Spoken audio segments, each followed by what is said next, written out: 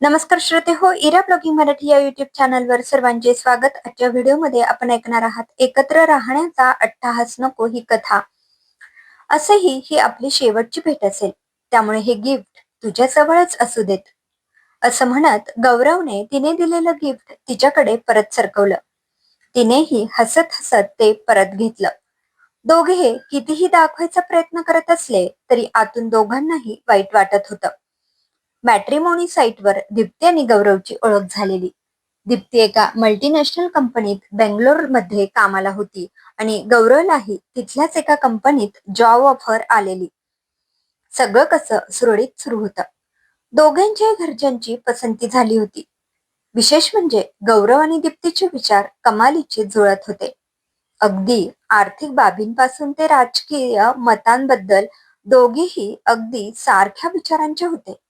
दोघांनाही साहसी प्रकार करायला आवडायचे. याच गोष्टींमुळे दोघेही एकत्र भेटले की त्यांच्या गप्पाच संपत नसत. दोघांनाही एकमेकांचा सहवास आवडू लागलेला. प्रेम वाढत गेलं आणि दोघांनीही प्रेमाची कबुली दिली. पण एक विषय निघाला आणि दोघांनीही वेगळं व्हायचं ठरवलं. त्या विषयावर दोघांचं एकमत होतच नव्हतं. कुणीही माघार घ्यायला तयार नव्हतं. गौरवच्या घरी त्याचा मोठा भाऊ आणि वहिनी असायचे. गौरव आपल्या घरच्यांबद्दल भरभरून बोलायचा. दीप्तीलाही अशा कुटुंबाचा भाग होण्यात मोठी उत्सुकता होती. मुळातच बोलका स्वभाव असल्याने त्याची आई आणि ती यांचं चांगलं जमायचं. आई आणि दीप्तीला असं एकत्र बघून गौरवच्या मनात गुदुरल्या होत. आई दीप्तीचं कौतुक करायची तेव्हा गौरव अगदी हवेतच उडायचा. मॅट्रिमोनी साईट फक्त एक कारण होतं. दोघेही इतरत्र कुठे भेटली असती तर त्यांच्यात नक्कीच प्रेम विवाह झाला असता. पण गौरवने एकत्र राहण्याचा निर्णय तिला सांगितला आणि तिने आपलं स्पष्ट मत मांडलं. गौरवला बेंगलोरची ऑफर आली होती, पण त्याने नकार द्यायचा ठरवला होता. याबाबत त्यांचं बोलणं उशिरात झालं, कारण भेटल्यावर इतर विषय बोलायलाच त्यांना सवड नसे. गौरवने दीप्तीला सांगितलं, लग्नानंतर मी आई-बाबांसोबतच राहणार आहे. माझा जॉब बेंगलोरला, तुलाही संधी आहे. मग हे काय नवीन? नवीन नाही, मी आधीच ठरवलं होतं. आई बाबांना आणि दादा बहिणीला सोडून वेगळं राहणार नाही. सॉरी, पण तू मला हे आधी सांगायला हवं होतंस. तसं असेल तर हे लग्न होऊ शकत नाही. हे ऐकून गौरव चांगलाच चिडला. का ग? आता काय झालं? माझ्या कुटुंबाशी तर गोड गोड बोलायचीस. त्यांच्या समोर अगदी सती सावित्री बनून फिरायचीस. आता काय झालं? जास्त बोलतो तू. गौरव, दोन्ही गोष्टींची गल्लत करू नकोस. माझा एकत्र राहण्याला विरोध आहे. त्याला काही कारणं आहेत. मला माहिती आहे ना, तुम्हा मुलींना सासू सासरे नको असतात. कसलं बंधन नको असतं. चार जास्तीची कामं नको असतात. बरोबर ना? झालं तुझं? आरोप करून मोकळा झालास. मी तुला माझी कारणं सांगितली असती, पण आता मला तुला स्पष्टीकरण द्यायची गरज वाटत नाही. आपल्या वाटा आता वेगळ्या आहेत. तुझ्या भावी आयुष्यासाठी तुला खूप खूप शुभेच्छा. असं म्हणत दोघेही परत फिरले, तर परत कधीही न भेटण्यासाठी. गौरव घरी गेला. त्याची मनस्थिती फारच वाईट झालेली.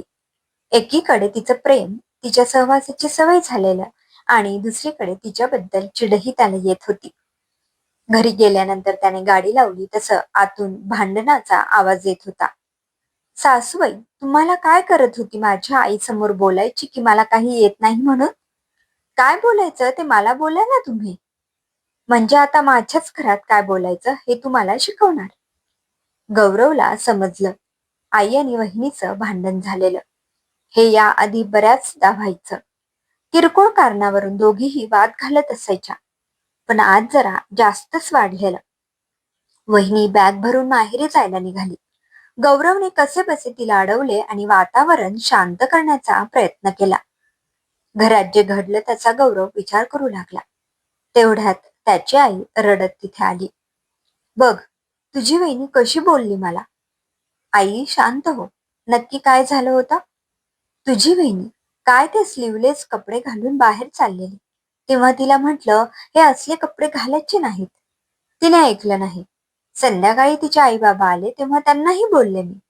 हेही म्हटले की आजकाल फॅशन येते मुलींना पण स्वयंपाक शिकायला लाज वाटते. आता माझ्याकडून नाही होत रे कसली कामं. तुझी वहिनी करते सगळं, पण मला नाही पटत तिची कामाची पद्धत. गौरव सगळं ऐकत होता. त्याला कळेच ना की चूक कोणाची येते. आई चूकही होती आणि बरोबरही. वहिनी पण चूक होती आणि नाहीही. हे देवा, काय गोंधळ आहे हा. लग्नानंतर दोघांनाही बाहेर पाठवायला हवं होतं, मग कळलं असतं त्यांना. इथे सगळं ऐकतं मिळालं ना. आई असं बोलली आणि गौरवच्या मनात दीप्तीचे वाक्य आठवू लागले. त्याला आठवलं, वेगळं राहण्याला काही कारणं आहेत. ती काय होती ती आपण ऐकून घ्यायला हवी होती. त्याला झोप येईना. कसलाही विचार न करता त्याने दीप्तीला फोन केला. तिनेही पटकन उचलला. हॅलो गौरव. दीप्ती, मला तुझी कारणं ऐकायची आहेत. दीप्तीनेही दीर्घ श्वास घेतला आणि म्हणाली, बरं ऐक. जेव्हा आपण एकत्र राहतो तेव्हा दोन भिन्न जनरेशनची लोक एकत्र राहतात. दोघेही आपापल्या जनरेशननुसार वागतात. पण खिणगी तेव्हा पडते जेव्हा ते दुसऱ्यालाही तसं वागायला भाग पाडतात. हे बघ, मला मोठ्यांबद्दल आदर आहे. त्यांची सेवा करायलाही मी मागे पुढे बघत नाही. मला वाद घालायला आवडत नाहीत आणि मोठ्यांचा अपमान करायला तर मुळीच नाही. पण माझं राहणीमान, माझा जॉब यानुसार माझी लाईफस्टाईल वेगळी आहे. जी तुला आवडते पण त्यांना आवडेलच असं नाही. मग त्यावरून वाद, भांडणं, अबोला सतत तोंडावर तोंड पडतं. एकत्र कामं होतात, सगळ्यांचं शेअरिंग होतं. मग एकमेकांच्या गोष्टी खुपतात. मुलाचा त्याच्या बायकोकडे ओढा पाहून आईला इन्सिक्युअर वाटतं. मग त्यावरून कुरापती काढणं, वाद होणं. मग त्याचा परिणाम प्रत्येकाच्या आयुष्यावर होतो. कितीही नाही म्हटलं तरी हे 100% होतच. प्रत्येक घरात होतं. गौरवला सकाळचा प्रसंग आठवू लागला. या वयात मोठी माणसं चिडचिडी होतात. त्यांना दुसऱ्याने केलेलं काहीच आवडत नाही. आणि आपल्यासारखे तरुण मंडळी त्यांच्या विचारांनी चालायला लागलो तर काळाच्या मागे पडू आपण. याउलट वेगळं राहून त्यांना त्यांच्या पद्धतीने जगू द्यायचं. हो, पण त्यांना काय हवं नको सगळी सोय करून मगच. अधूनमधून जाणं येणं, फोनवर बोलणं यामुळे प्रेम टिकून राहतं. मोजकच बोलणं असल्याने शब्दाला शब्द लागत नाही. समोरासमोर नसल्याने एकमेकांच्या वागण्याचा, बोलण्याचा त्रास होत नाही. दूर राहून प्रेम वाढतं. मला सासू सासरे हे कायम आई वडिलांसमान असतील. पण हेही सांगते की आज या वयात मी त्यांची मुलगी असूनही साध्या गोष्टींवरून त्यांची चिडचिड होते. तिथे सासू सासऱ्यांची काय गोष्ट. त्यामुळे त्यांना त्यांचं आयुष्य जगू द्यावं आणि आपण आपलं. आता मात्र गौरवला आपली चूक कळली. एकत्र राहण्याचा अट्टहास करून भविष्यातील वादाला तोंड फोडायची सोय करायची चूक तो करत होता.